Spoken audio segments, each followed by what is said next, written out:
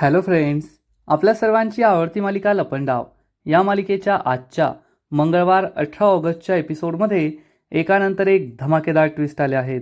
Friends, आजचा episode खूप भारी होता. मग नेमकं असं घडलंय तरी काय? तर आजच्या एपिसोडमध्ये सरकार ही आपल्या तावडीतून सुटली. सरकार जिवंत आहे आणि ती आपल्या विरुद्ध पुन्हा काहीतरी करू शकते. हे सगळं विसरून सखी आणि कान्हाने एकदम धडाकेबाज रोमांस केला. सखीने कान्हासाठी रूमभर मस्त कॅन्डल्स लावल्या होत्या, त्यामुळे कान्हा भलताच रोमॅन्टिक झाला आणि मग सखीही रोमॅन्टिक झाली. या दोघांचा रोमांस सुरूच होता आणि आता हा रोमांस आणखीन पुढच्या स्टेजवर जाणार आहे, कारण हे दोघे चक्क हनीमूनला जायला निघालेत. पण सरकारने ठरवलंय की आता या दोघांचा खेळ संपवायचा. हे दोघे ज्या गाडीने प्रवास करणार आहेत त्या गाडीखाली सरकारने चक्क बॉम्ब लावलाय आणि एकदा का कान्हाने गाडी सुरू केली की हा बॉम्ब फुटणार आणि सखी कान्हाच्या चिंधड्या होणार. मग हे सगळं नेमकं घडलं तरी कसं, हे जाणून घेण्यासाठी हा व्हिडिओ शेवटपर्यंत नक्की पहा. फ्रेंड्स, आजच्या एपिसोडच्या सुरुवातीलाच सरकारला सगळं आठवतं की तिने तेजस्विनीबरोबर अदलाबदली कशी केली.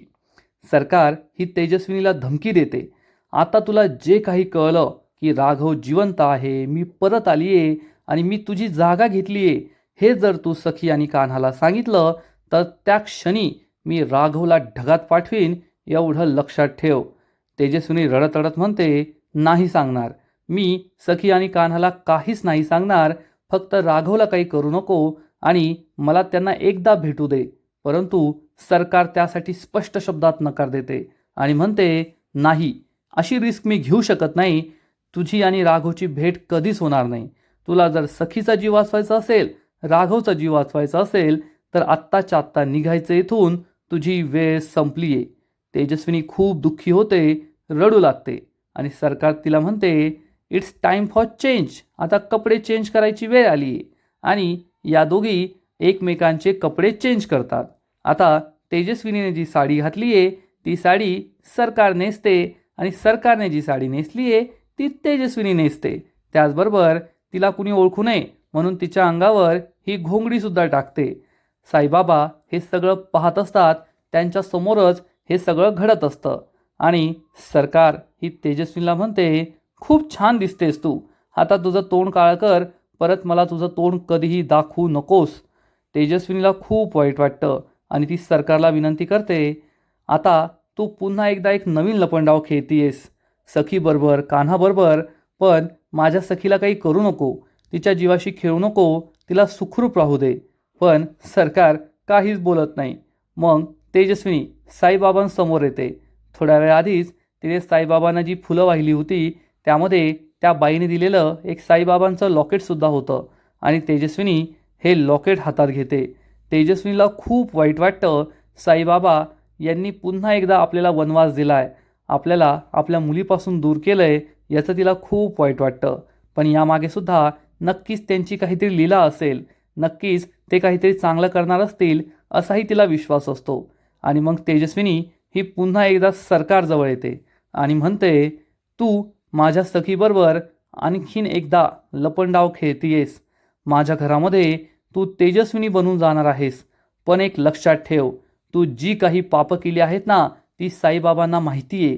आज इतक्या वर्षानंतर मी बाबांच्या मंदिराची पायरी चढली आहे आणि बाबा तुला तुझ्या पापांची शिक्षा देणारच. पापकर्मांची फळं भोगणं कोणालाही चुकलेलं नाही आहे, ते तुलासुद्धा चुकणार नाही. सरकार वेडेवाकडे एक्सप्रेशन देते, मी नाही घाबरत कोणाला.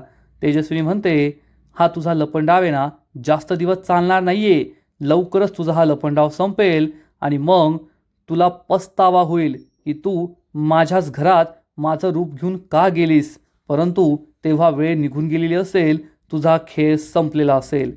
सरकारला खूप राग येतो आणि ती चिडून म्हणते, चल निघ आता. तेजस्विनी दुःखी होऊन पुन्हा एकदा साईबाबांना नमस्कार करते आणि तेथून मंदिराच्या बाहेर पडते. आणि ही तीच वेळ आपण पाहिलं होतं की कान्हा आणि सखी तेजस्विनीला भेटण्यासाठी मंदिरात येत होते आणि तेवढ्यात अंगावर घोंगडी घेतलेली एक बाई मंदिराच्या बाहेर पडत होती आणि याच बाईची सखीला धडक होते. परंतु सखी आणि कान्हा तेजस्विनीला भेटण्यासाठी एवढे उत्सुक असतात की ते या बाईकडे लक्षच देत नाही आणि हे दोघेही मंदिरात निघून जातात. आणि ही बिचारी तेजस्विनी असते.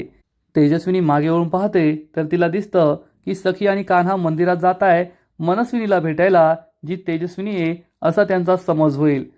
तेजस्विनी खूप दुःखी होते आणि साईबाबांना पुन्हा एकदा प्रार्थना करते, साईबाबा माझ्या सखीचं रक्षण करा आणि हा लपंडाव लवकरात लवकर संपू द्या. तेजस्विनी पुन्हा आपलं तोंड झाकते आणि तेथून निघून जाते. सरकारला हे आपल्या रूममध्ये सगळं आठवत असतं. सरकार भलतीच खुश असते आणि म्हणते, घरातील सगळ्या मूर्खांना असं वाटतंय की मी तेजस्विनी आहे, पण त्यांना हे माहीत नाही आहे की मी तेजस्विनी नाही आहे, तर मी आहे. असं म्हणून सरकार तिच्या खुर्चीजवळ येते. तोऱ्यात या खुर्चीवर टांगावर टांगा टाकून बसते आणि म्हणते, मी आहे सरकार, सर्व शक्तिशाली सर्व ज्ञानी सरकार, जिचं बिघडवायला कोणालाही जमलं नाही आणि कधी जमणार सुद्धा नाही. शेवटी पिंजऱ्यातली वाघीण जंगलात आलीच. असं म्हणून सरकार एखाद्या राक्षसींसारखी हसू लागते आणि म्हणते, तुम्हाला काय वाटलं सखी आणि कबीर, तुम्ही मला आयुष्यभर त्या पिंजऱ्यात ठेवाल आणि मग त्या पिंजऱ्यातून पोलिसांच्या पिंजऱ्यात नेऊन ठेवाल, माझी पापं सगळ्या जगासमोर आणाल, मला खडी फोडायला पाठवाल. अरे सरकार आहे मी सरकार, असं वादळ जे सगळं काही उद्ध्वस्त करून टाकतं आणि ज्या वादळाला रोखणं अशक्य असतं. आता तुमचा हा लपंडाव मी कायमचा संपवणार आहे. यावेळेस मी तुम्हाला जास्त मोठी संधी देणारच नाही. असं म्हणून सरकार राक्षसासारखी हसू लागते, डोकं वर करते आणि आभाळाकडे पाहत म्हणते, आता सखी आणि कान्हाची जागा त्या ढगात, लवकरच मी तुम्हाला दोघांना कायमचं संपवणार. असा विचार करून सरकार खूप खुश होते. म्हणजे आता एवढं सगळं घडूनसुद्धा आता सरकार तेजस्विनीच्या जागी परत आली आहे, पण यावेळेस तिला जास्त टाईमपास करायचा नाही आहे. लवकरात लवकर तिला सखी आणि कान्हाला संपवायचं आहे आणि हाच विचार सरकार करत असते. दुसरीकडे कान्हा सखी रूममध्ये येतात आणि सखीने कान्हाच्या डोळ्यावर चक्क हात ठेवलेले असतात. त्याच्यासाठी एक सरप्राईज असतं. सखी कान्हाला घेऊन रूममध्ये येते, त्याच्या डोळ्यावरील आपले हात काढते. कान्हा डोळे उघडतो आणि त्याला दिसतं की सखीने संपूर्ण रूम सजवली आहे. संपूर्ण रूममध्ये कॅन्डल्स, सेंटेड कॅन्डल्स हे सगळं काही लावलंय. हे सरप्राईज पाहून कान्हा खूप खुश होतो. सखीला सुद्धा आनंद होतो आणि कान्हा सखीला विचारतो, काय मग विचार बदललेला दिसतोय. सखीला समजतं कान्हा कशाबद्दल बोलतोय. सखी म्हणते, काही विचार बदललेला नाहीये, हे सगळं मी खूप आनंदाने केलंय तुला सरप्राईज देण्यासाठी. कान्हा म्हणतो, ते तर मला माहिती आहे, पण तुम्हाला एवढा आनंद का झालाय आणि तुम्ही मला सरप्राईज का दिलं. मला तर असं वाटलं की एवढी तयारी केली आहे म्हणजे तुम्ही तुमचा प्रण मोडणार असाल आणि जे माझ्या मनात आहे तेच तुम्ही करणार असाल. कान्हा भलताच रोमॅन्टिक होतो. तर सखी म्हणते, प्रण तर मी मोडणारच आहे, पण प्रण मोडण्याची अजून वेळ आलेली नाहीये. आता दुसरी वेळ आहे काहीतरी आणि मी त्याबद्दलच विचार करते. कान्हा विचारतो, काय. सखी म्हणते, मला आहे ना सणाचा टाईम पाहिजे. म्हणजे सखी आणि कान्हा हे दोघे मस्त एकत्र बसताय, गप्पा मारताय, आनंद साजरा करताय. मला तो टाईम हवा आहे. मी त्या बाकीच्या वस्तू बाकीच्या गोष्टी नंतर करेन, आता काय नाही. कान्हा मात्र निराश होतो आणि म्हणतो, वा रे वा, म्हणजे एवढी तयारी केली आणि फक्त गप्पा मारायच्या, हे काय मला पटत नाहीये. असं म्हणून कान्हा सखीच्या खांद्यावर हात ठेवतो आणि सखीच्या जवळ येण्याचा प्रयत्न करतो. सखी शांत बसते. कान्हालाच वाटतं की सखी तयार आहे आणि कान्हा हळूहळू हळूहळू सखीच्या जवळ येत असतो. परंतु तो सखीच्या जवळ येणार एवढ्या सखी त्याचे हात खांद्यावरून उचलते, हाताची घडी घालते आणि म्हणते, कान्हा सर थोडा दम धरा, अजून वेळ आलेली नाही. वेळ येईल पण अजून वेळ आलेली नाही, तोपर्यंत तुमच्या तोंडावर लगाम घाला. असं म्हणून ती त्याच्या तोंडावर त्याचंच बोट ठेवते. सखी म्हणते, हाय ना सणा टाईम आहे, मला रात्रभर तुझ्याशी मस्त छान छान गप्पा मारत बसायचं आहे, आपला असा मस्त वेळ एन्जॉय करायचा आहे, मला बाकीचं काही करायचं नाही. कान्हा म्हणतो, सणा टाईम, मला सुद्धा आवडतो सणा टाईम, परंतु खूप झालं ना आता सणा टाईम, आता काहीतरी वेगळं सुद्धा करायला हवं, हो की नाही. सखी ही कान्हाकडे पाहतच राहते की हा पूर्णपणे माझ्या प्रेमात वेडा झालाय. आणि दुसरीकडे सरकार ही तिच्या रूममध्ये बसून मस्त दारू पीत बसलेली असते. म्हणजे तिला कसलीच भीती नाहीये की आता कुणीतरी मला भेटायला येईल की काय.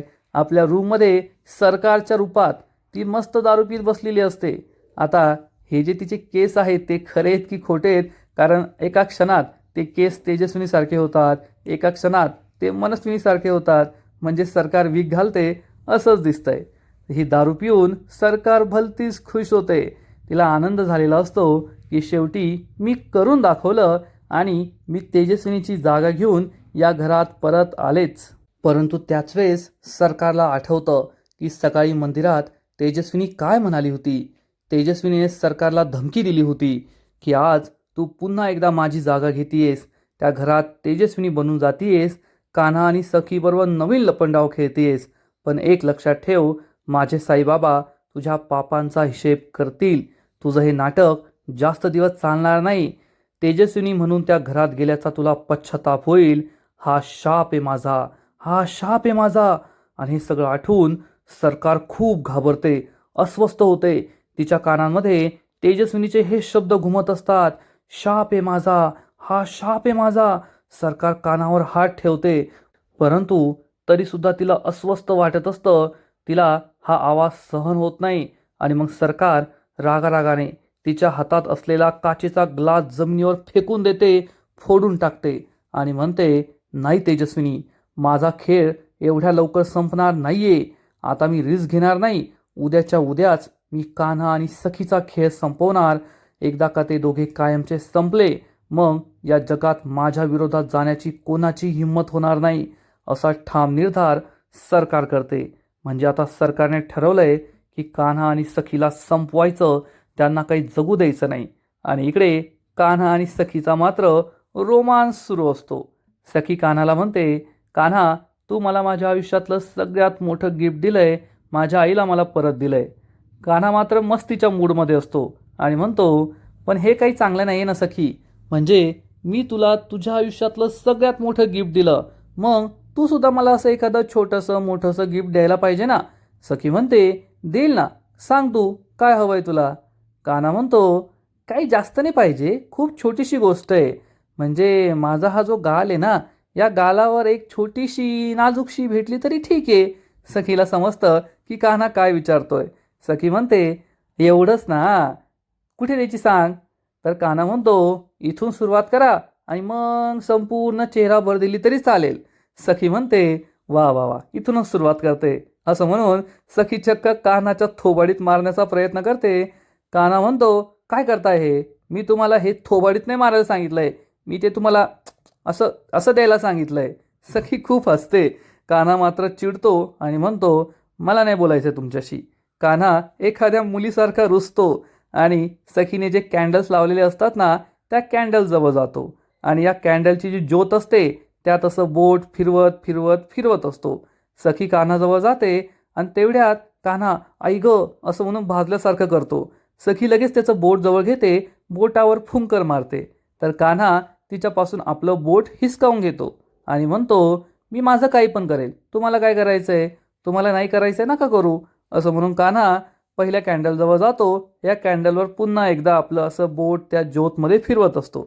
बॅकग्राऊंडमध्ये एकदम अतिशय सुंदर मराठी रोमॅन्टिक गाणं सावर रे सुरू होतं आणि सखी लगेच ही कॅन्डल हातात घेते, कॅन्डल विझवते.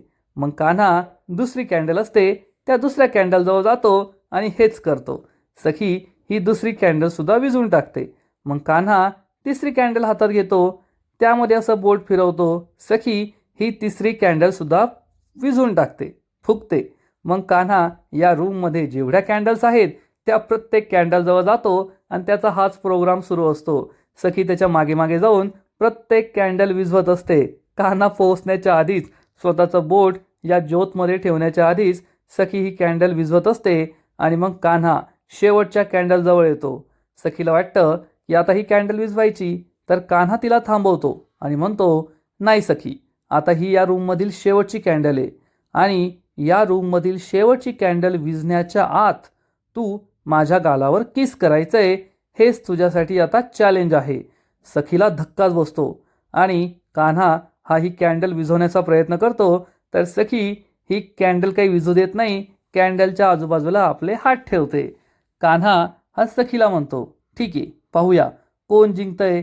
मी ही कॅन्डल विझवतो की तुम्ही ही कॅन्डल विझवण्यापासून थांबवता? असं म्हणून कान्हा ही कॅन्डल विझवण्याचा प्रयत्न करतो, फुंकर मारतो, पण सखी त्याची ही फुंकर या कॅन्डलपर्यंत पोचूच देत नाही. ती याला वाचवते आणि मग पुढील खूप वेळ त्यांचा हाच खेळ सुरू असतो. एवढी भली मोठी कॅन्डल थोडीशी उरते. कान्हा म्हणतो, थकलोय मी आता. आता तसं पण फुंकर मारायची गरज नाहीये. आता 1-2 मिनिटामध्ये या कॅन्डलमधलं सगळं मेन संपून जाईल आणि मग ही कॅन्डल आपोआपच विझणार. मग तुम्हाला ते करावंच लागेल. सखी विचार करते, आता काय करायचं? सखी या कॅन्डलकडे पाहते. कान्हा भलताच कॉन्फिडन्समध्ये असतो, कारण आता कॅन्डल विझणार आणि सखीला माझ्या मनातलं करावंच लागणार. सखी काहीतरी विचार करते.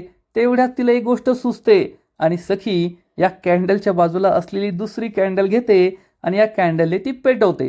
कान्हा म्हणतो, नाही नाही नाही नाही नाही, ही चीटिंग आहे, ही चीटिंग आहे, तुम्ही दुसरी कॅन्डल नाही लावू शकत. सखी म्हणते, चीटिंग नाही आहे. तू काय म्हणाला होतास की या रूममधली शेवटची कॅन्डल विझल्यावर मला ते करायचं आहे, पण हीच कॅन्डल विझल्यावर म्हणाला होता का? आता रूममध्ये खूप साऱ्या कॅन्डल्स आहे, पाहूया काय होतं आहे. कान्हा खूप निराश होतो आणि म्हणतो, मला हे बिलकुल आवडले नाही आहे. तुम्ही चीटिंग केली आहे. पण सखी मात्र रोमॅन्टिक होते आणि म्हणते, चीटिंग केली आहे की मी? थांब, चीटिंग काय असते ना ते मी तुला दाखवते. आणि त्याच वेळेस बॅकग्राऊंडमध्ये एक सुंदर मराठी रोमॅन्टिक गाणं सुरू होतं. रूममधील वातावरण एकदम रोमॅन्टिक होऊन जातं. सखी कान्हाच्या गालावर हात ठेवते, मानेवर हात ठेवते आणि त्याच्या माथ्यावर किस करते. कान्हा सखीकडे पाहतच राहतो. मग सखी त्याच्या जवळ जाते, त्याच्या गालावर किस करते आणि मग सखी चक्क त्याच्या ओठांवर किस करणार. इतक्यात कान्हा सखीच्या ओठांवर आपला हात ठेवतो. सखीला सुद्धा आश्चर्य वाटतं आणि कान्हा सखीला म्हणतो, सखी ही आपल्या दोघांमधील खूप स्पेशल गोष्ट आहे आणि ती अशी घाई गडबडीत करावी असं मला नाही वाटत. त्यामुळे आपण याची हळूहळू मजा घेऊया. सणाचे हे क्षण मला सुद्धा आता खूप आवडत आहे आणि या इंतजार में ही मजा आहे. त्यामुळे आपण थोडी वाट पाहूया. सखी खूप खुश होते आणि कान्हाला घट्ट मिठी मारते. कान्हा सुद्धा खूप खुश होतो आणि सखीला म्हणतो, असं वाटतंय ना की ही रात्र कधी संपूच नये. आपण दोघे एकमेकांच्या मिठीत असंच आयुष्यभर राहावं. सखी सुद्धा कान्हाच्या मिठीत विसावते. सखी आणि कान्हा दोघे खूप रोमॅन्टिक झालेले असतात आणि मग थोड्या वेळानंतर सखी कान्हापासून दूर होते आणि म्हणते, कान्हा हे काय बरोबर नाही. कान्हा विचारतो, काय झालं? सखी त्याला सांगते, मी तुझ्यासाठी एवढं मोठं, इतकं छान, इतकं रोमॅन्टिक सरप्राईज प्लॅन केलं आणि तू मला काहीच दिलं नाही. कान्हा विचारतो, बोला काय पाहिजे तुम्हाला? सखी म्हणते, आता मलाच विचारून देणार आहे का? तू ठरव मला काय द्यायचंय आणि त्यासाठी तुझ्याकडे फक्त 30 सेकंद आहेत. कान्हा म्हणतो, नाही नाही नाही, 30 सेकंद खूप कमी वेळ आहे. पण सखी त्याचं काही नाही ऐकता 1, 2 असं 30 सेकंदाचा टायमर सुरू करते. कान्हाला सुचतच नाही काय करावं आणि कान्हा रूम बाहेर पळून जातो. सखी आपले डोळे बंद करते. 2, 3, 4, 5, 6 असं मोजत असते आणि मग थोड्याच वेळात 28, 29 सुरू होतात आणि तेवढ्यात कान्हा धावत पळत रूममध्ये परत येतो. सखी समोर गुडघ्यावर बसतो. सखी 30 म्हणते. कान्हा तिला म्हणतो, डोळे उघड. सखी डोळे उघडते आणि कान्हाच्या हातात चक्क एक हार्ट शेप असतं आणि हे हार्ट शेप पाहून सखी खूप खुश होते. बॅकग्राऊंडमध्ये लपंडाव मालिकेचं शीर्षक गीत सुरू होतं. कान्हा आणि सखी एकमेकांच्या डोळ्यात हरवून जातात आणि आजचा एपिसोड येथेच संपतो. फ्रेंड्स, लपंडाव मालिकेचा आजचा एपिसोड खरंच खूप भारी होता, इंटरेस्टिंग होता. कान्हा आणि सखीचा रोमांस पाहायला खरंच खूप मजा आली, खूप भारी वाटलं. खूप दिवसानंतर हे दोघे एकमेकांच्या इतक्या जवळ आले आहेत. आता सरकारचा निकाल लागलाय असा विचार करून हे दोघे एन्जॉय तर करताय, परंतु ही धोक्याची घंटा आहे यात शंका नाही. फ्रेंड्स, लपंडाव मालिकेचा आजचा एपिसोड तर भारी होता, परंतु पुढील एपिसोड आणखीन भारी असणारे, आणखीन मोठा ट्विस्ट या मालिकेत येणारे. मग नेमकं घडणार तरी काय? तर या मालिकेच्या पुढील एपिसोडमध्ये आपण पाहू, कान्हा आणि सखी हे दोघे चक्क हनीमूनला जायला निघतील. दोघे खूप उत्साहात असतील आणि तेजस्विनी म्हणजे सरकार जी तेजस्विनीचं नाटक करतीये, या दोघांच्या हातात दही साखर देणार आणि सरकार आपल्या नेहमीच्या स्टाईलमध्ये दोघांना म्हणेल, दोघे हनीमूनला जाताय, आता परत कधी येऊ नका. हे ऐकून कान्हा आणि सखीला जबर धक्का बसेल. आई असं का बोलली हाच प्रश्न या दोघांना पडणार. पण ही आई नाहीये, ही सरकार आहे हे काही त्यांना माहीत नाहीये. मग सरकार नक्कीच काहीतरी सारवासारव करेल आणि हे दोघे घराबाहेर पडतील.